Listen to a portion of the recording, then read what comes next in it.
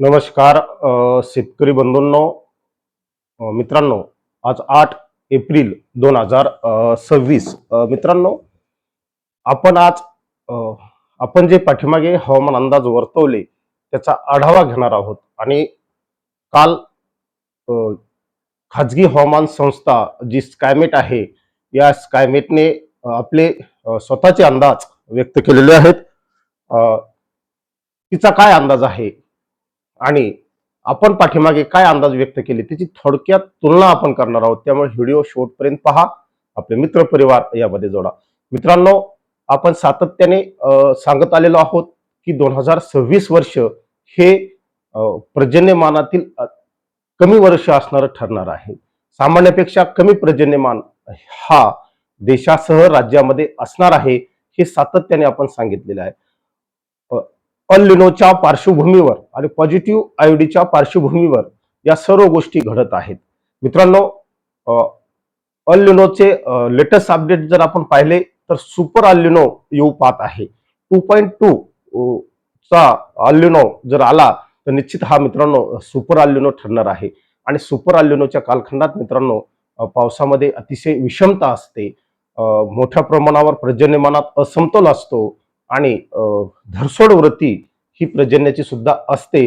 सर्वत्र पर्जन्याचं पावसाचं वितरण समान नसतं, हे प्रकर्षाने जाणवतं.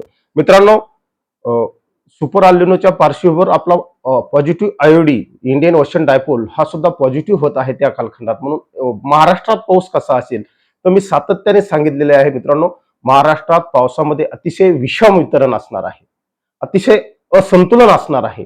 महाराष्ट्राचा जर आपण विचार केला तर महाराष्ट्राची कोस्टल जी लाईन आहे मित्रांनो, ज्याला आपण समुद्र किनारपट्टी म्हणू, अरबी समुद्राला समांतर असणारी जी किनारपट्टी आहे, यामध्ये विशेषतः कोकण आहे. दक्षिण कोकणात मित्रांनो चांगला पाऊस राहणार आहे. उत्तर कोकणामध्ये चांगला पाऊस असणार आहे. उत्तर कोकणातील मित्रांनो रायगड, उत्तर कोकणातील पालघर, ठाणे, मुंबई या भागात चांगला पाऊस पडणार आहे. दक्षिण कोकणामधील रत्नागिरी, सिंधुदुर्ग या भागात चांगला पाऊस पडणार आहे.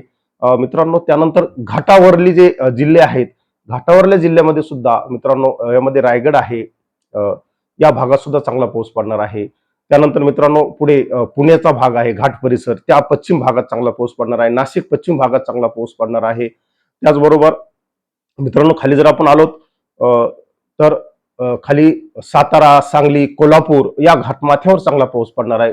कोल्हापूरच्या पश्चिम विभागात चांगला पाऊस पडणार आहे, परंतु पूर्व विभागात पाऊस कमी असणार आहे.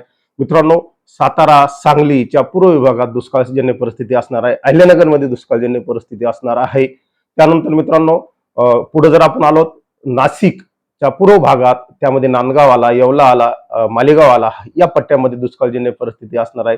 आपण पाठीमागे सुद्धा सांगितले काल परवाच्या व्हिडिओमध्ये की नंदुरबार, धुळे, जळगावचा जो दक्षिण पट्टा आहे, खाली दक्षिण पूर्व पट्ट्यामध्ये पावसाचं प्रमाण कमी असेल.